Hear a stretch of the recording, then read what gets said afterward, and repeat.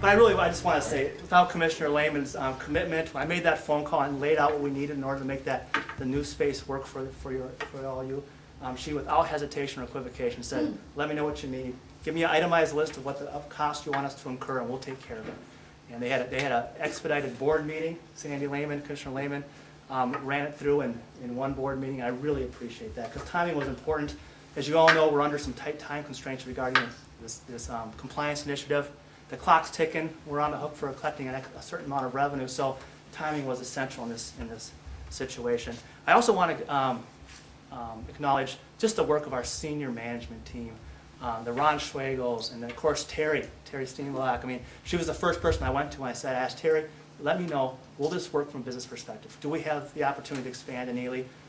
Can it work for you? And she was really the first person I talked to. She did her due diligence. She came back very quickly and said, Ward, we can make this happen. We can do it. I'm committed to doing it.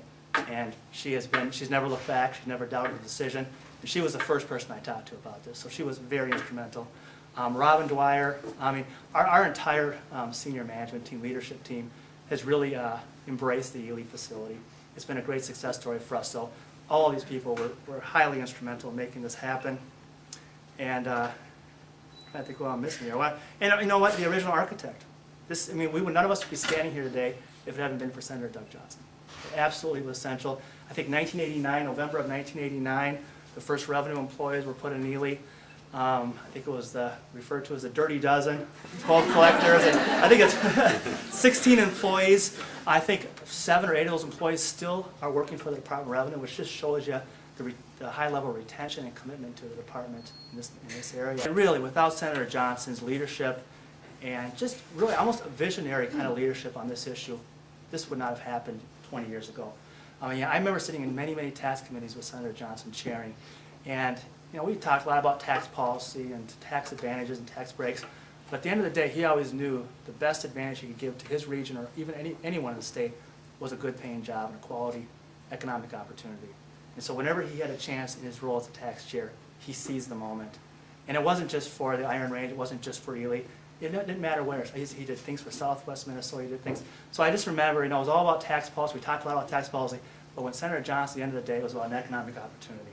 And even today, he still has his hands on the pulse up here. He's involved in every major project. When I was at the Department of Economic Development, in this neck of the woods, Senator Johnson is just playing a role. So we owe a lot to him. We all owe a lot to him. I also just want to, the governor wanted me to welcome you all to the Department of Revenue.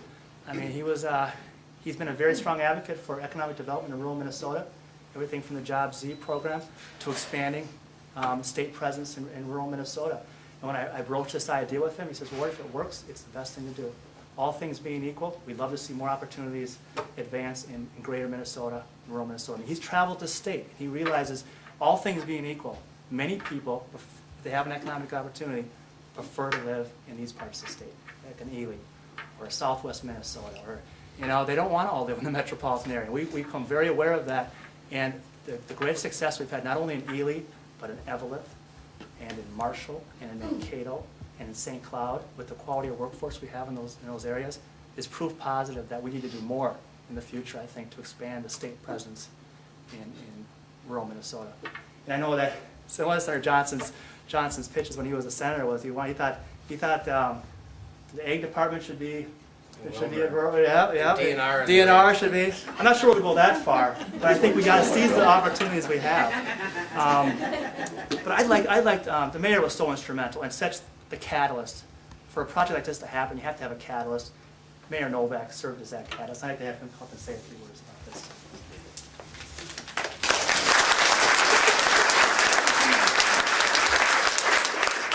I want to thank the commissioner. I don't even get talked like that at home. That's pretty good right now. Something came to mind was former Vice President Hubert Humphrey. His opening statement, what do I say? Well, I'm pleased as punch to be here today. This is a momentous occasion for Ely. We've expanded the workforce, and it proves that we have got good quality people in this area that are willing to work. They've got a good work ethic. They're dedicated. As the commissioner said, the retention rate is fantastic. And how many other qualified people did not get hired because there was a limited number of jobs. And that gives us the opportunity to sell our town even more to other companies. And for the next legislative session, to bring another 100 revenue employees to you. It never stops, does it? I was quite the pest during the legislative session. And it wasn't just the commissioner. I was on Senator Bach and Representative Dill quite a bit. And we were waiting for the bill to come through with the compliance initiative, which basically set the funding to allow this to move forward. And after that, it was relentless. But I think the commissioner tried to get back with me because he set Kathy Weiserman on me and Roger Workinen, and they started calling me 2 to 3 times a week. So I think we're pretty much even.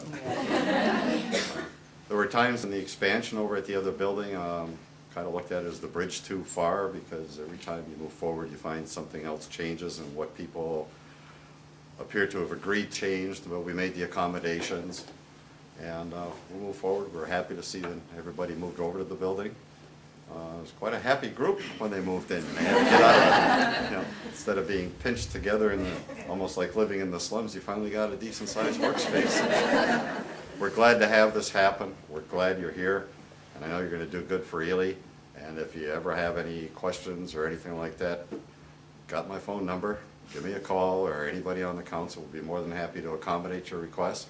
And we're looking forward to even better times. So welcome aboard. Thanks to all of you. And then I need to thank Senator Johnson for being in the background supporting us, Senator Bach, Representative Dill, and on the other side with administration, with the commissioner. And for this to happen, the governor also has to support it. So we had a bipartisan effort working on this, and we didn't get, nobody played politics with it, and that was a great thing. And everybody that's involved that I mentioned really needs to get some thanks for supporting this. And thanks to you for convincing him it needs to come.